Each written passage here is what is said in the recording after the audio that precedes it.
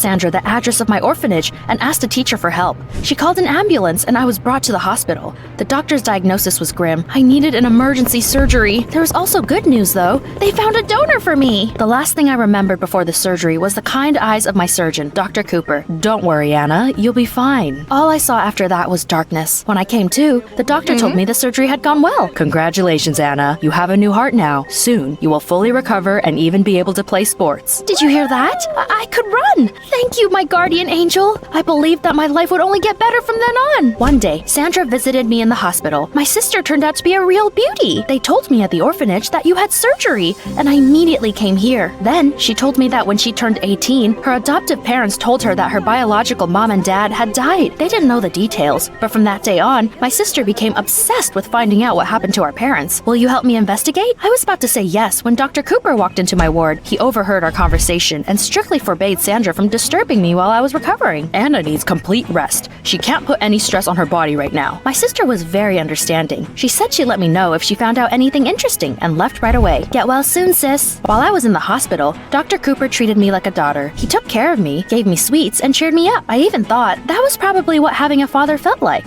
We talked a lot, and one day, Doc told me that he had 4 sons. I am very proud of them, but my wife and I have always dreamed of having a daughter. Someone like you, Anna. I didn't understand what he was getting at. The day I was supposed to be discharged, Dr. Cooper walked into my ward with balloons and said he wanted to adopt me. I couldn't believe my luck. I was healthy, had a sister, and a new family. It was everything I ever dreamed of and more. I texted Sandra to tell her the good news and got to packing. So, instead of going back to the orphanage, I came to my new home. It was huge and beautiful.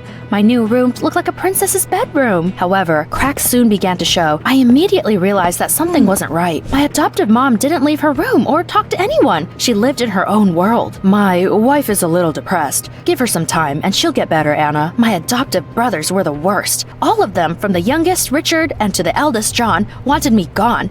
They didn't even try to hide it. Anna, or whatever your name is, we're warning you, leave or you'll regret it. The nerve of them! I hadn't even done anything. On the contrary, I tried to be nice and helped around the house. That didn't end well. One day, I was cleaning Richard's room when he ran up to me and snatched a toy rabbit out of my hands. Don't touch him! Someone special gave me this rabbit. You'll never replace her, so don't even try.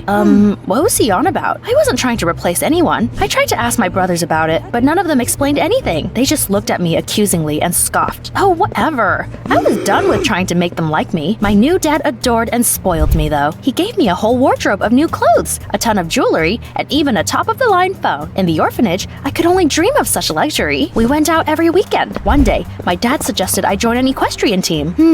I wanted to become a runner, but I like horses too. Great, let's celebrate. I think you need a new hairstyle. Well, why not? We came to a salon and Dad told the hairdresser what he wanted to see. An hour later, I looked in the mirror and didn't recognize myself. It was like I became a different person. Riding came easy to me. I mastered the basic techniques and even took part in competitions for novices. However, I still wanted to become a runner, so that didn't bring me much joy. I couldn't quit the team because I was afraid of hurting Dad's feelings. One day, I came back after practice and ran into my adoptive mom in the hallway. She'd finally left her room. Mrs. Cooper looked at me like she had seen a ghost and then hugged me tightly. Your hair, your clothes, it can't be. My girl has come back to me. I didn't know what changed, but after that incident, it was like she was replaced. She no longer sat in her room for days on end. Now, she looked happy and spoiled me just like Dad. My adoptive brothers hated it and didn't hesitate to show it. How pathetic. You're just a fake, Anna. I was already used to their attitude and tried to ignore them. Still, I couldn't get rid of the feeling that something was wrong. I decided to call Sandra and find out how her investigation was going to get my mind off things. My sister's words made me really worried. Anna, I found out something crazy. I can't tell you everything over the phone. Let's meet at a pizzeria tomorrow and talk in person. I agreed and put the phone away. But then I saw Dad and realized he had been eavesdropping on our conversation. Who are you meeting tomorrow? Sandra. It seems she found out something important about the death of our parents. I don't trust her, but okay. The next day, I was about to go to the pizzeria when Dad stopped me. Anna, wait. I made some inquiries about Sandra and found out that she is a fraud. She travels around the country, finds orphans, and says she's their relatives to get her hands on their money. I didn't want to believe believe Dad, but he showed me Sandra's police file. Apparently, she had once been a suspect. I have a friend who's a cop, and he helped me find information about Sandra. I'm sorry, Anna, but that con artist is not your sister. Can you believe it? How could Sandra try to profit from my tragedy? She had no shame. I was furious and sent her a text telling her to go to hell. Now that that's been dealt with, I have a surprise for you, sweetie. I signed you up for the National Equestrian Competition, my little winner. Oh, I wasn't excited at all and realized that it was time for us to have an honest conversation. I told him that I was going to become an athlete instead, like I'd always wanted, but for some reason, Dad thought I was joking. That's a good one. We both know you can't live without horses. Like everyone in that family, Dad was acting really weird. A little later, my adoptive brothers came to my room and told me something that blew my mind. We need to talk, Anna. Are you gonna threaten me again? No, we came to warn you. Our parents told us to keep our mouths shut, but you should know that we had a sister your age. We all adored her. Unfortunately, she had poor health, and recently, our little sister died. John told me their parents almost went crazy with grief, so they decided to adopt me and turn me into a copy of their daughter. You're a good girl, Anna, but you will never replace Claire. We're sorry for the way we treated you, but if you don't want to live in the shadow of our sister your whole life, you need to leave. That sounded absolutely insane. Of course I didn't believe a single word they said. It was probably another trick to get rid of me. I chased them away and slammed the door so loudly that a painting fell off the wall. I picked it up and found a hiding place under one of the floorboards. Curious, I pulled out a box and opened it. Inside was an amulet that I had once given to Claire. Can you imagine? They were also photos of my friend taken at a racetrack there. In them, she was wearing the same clothes as me. Even our hairstyles were identical. I felt like I was about to lose it. The Coopers were Claire's family. Her brothers were right. Her parents really had turned me into a copy of their daughter. Brrr.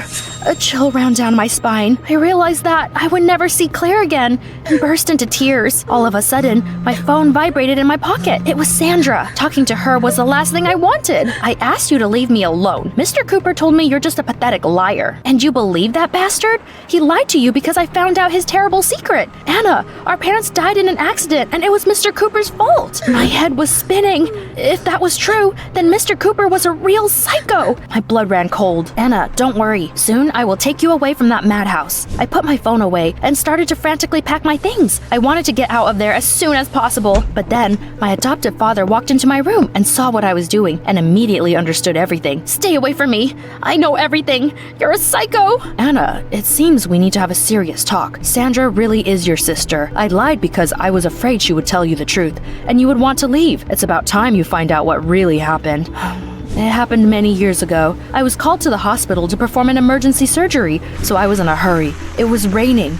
Your parents' car appeared out of nowhere. I lost control of the car and that's how it happened. He said he was found not guilty, but Dr. Cooper still felt terrible because he heard that my parents had 2 daughters. One of them was immediately adopted, but the other baby was in poor health and ended up in an orphanage. I have always watched over you from afar and even knew that you were friends with my daughter, Claire, our little princess. My wife and I had wanted a daughter for a very long time, but Claire spent a lot of time in the hospital because of her frail health ever since she was born. She died the day you were admitted to the hospital. It's Claire's heart beating in your chest right now. What? I was so shocked I couldn't utter a word. Tears streamed down my face. I felt so sorry for the Coopers. The doctor was silent for a while and then continued. I've grown fond of you and decided to adopt you so that Claire's heart would come back home. I hoped it would help our family deal with grief. However, I shouldn't have tried to turn you into Claire. I'm sorry, Anna. You are your own person. At that moment, someone knocked on the door. We opened it and saw Sandra. I'm taking my sister away and I'll take care of her myself. Mr. Cooper, there's no excuse for what you did. Anna, do you really want to leave? I think that will be better for everyone. He did not stop me and signed all the documents we needed. I said goodbye to the Coopers and soon moved into my sister's apartment. I got my old hairstyle back and finally took up running. I was myself again. Sandra and I grew very close, and life went back to normal. But recently, I ran into John and Richard. They told me that after I left, Mr. and Mrs. Cooper got depressed again, and joy left their house. We miss you, Anna. I'm sorry we were so selfish. Please come back to us. Let's start over. I didn't know what to say. On the one hand, I sincerely loved that family and owed them a lot. But on the other hand, Dr. Cooper had been deceiving me for so long. What should I do? In any case, I will always remember Claire and cherish her heart. Please tell me what you think I should do in the comments down below. And don't forget to press like.